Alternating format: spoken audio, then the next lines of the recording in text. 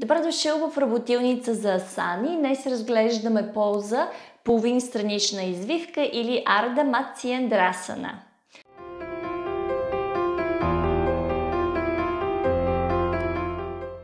Ако си тук за първи път, аз съм Ани, много ми е драго.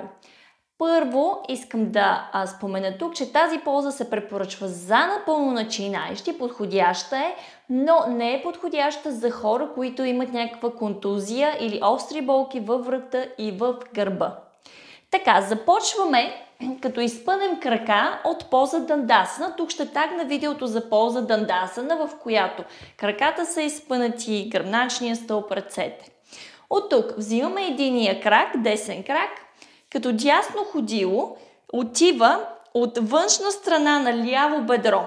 Изпънатия крак е активен, напред изпънат. Така, тук ако можем, това бедро отива близо до корема. Така че да масажираме всъщност органите тук. И гръбначният стълб е изправен с лява ръка. Тук хубаво хващаме дясно коляно и дясна ръка отива зад тялото, като все едно си представяте, че тази ръка като един стълб, който дължи гръбначния стълб изправен. Така, преден крак изпънат, извиваме тук, вдишваме, издължаваме, при издишване извиваме назад и гледаме зад дясно рамо. Така, тук една от честите грешки е, че виждам, че хората леко си полягват назад, гръбначният стълб е изправен. И друга честа грешка, хората гледат странично. Идеята е да гледаме назад, винаги гледаме в посоката, в която извиваме. При вдишване издължаваме, при издишване извиваме. И оставаме тук. Като тук вариация, в която ако сме по-гъвкави, както виждате при тази асана отваряме гърдите, раменете, хубаво тук извиваме, енергизираме гръбначния стълб, можем с тази ръка да отидем отвън. Но това може да дойде във времето или даже тук по този начин да изпънем тази ръка. Вдишваме тук, при издишване отиваме напред. Ще направим и другата страна и ще покажа още една вариация тук.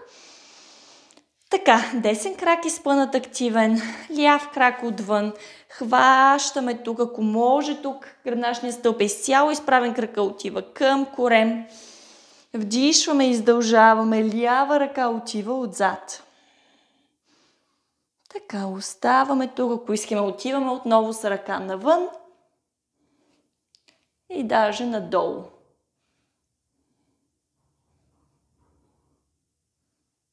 Хубаво извиваме, енергизираме нашия гръбначен стълб.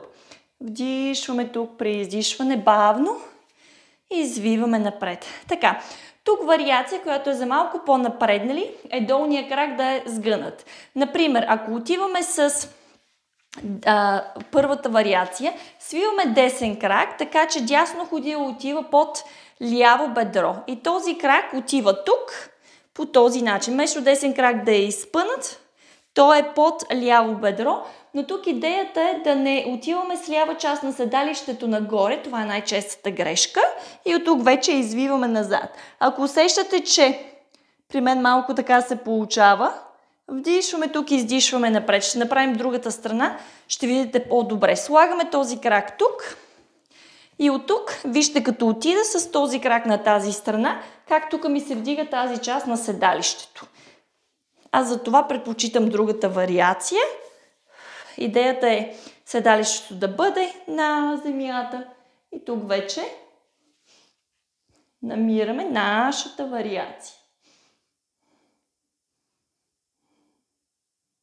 Вдишваме тук при издишване, отиваме напред. Това е, което исках да споделя днес. Надявам се видеото е било полезно, да намериш твоята вариация, която работи добре за тялото ти, без да насилваш тялото. Не забравяй да се абонираш, ако все още не си го направил. Намасте и до следващия път!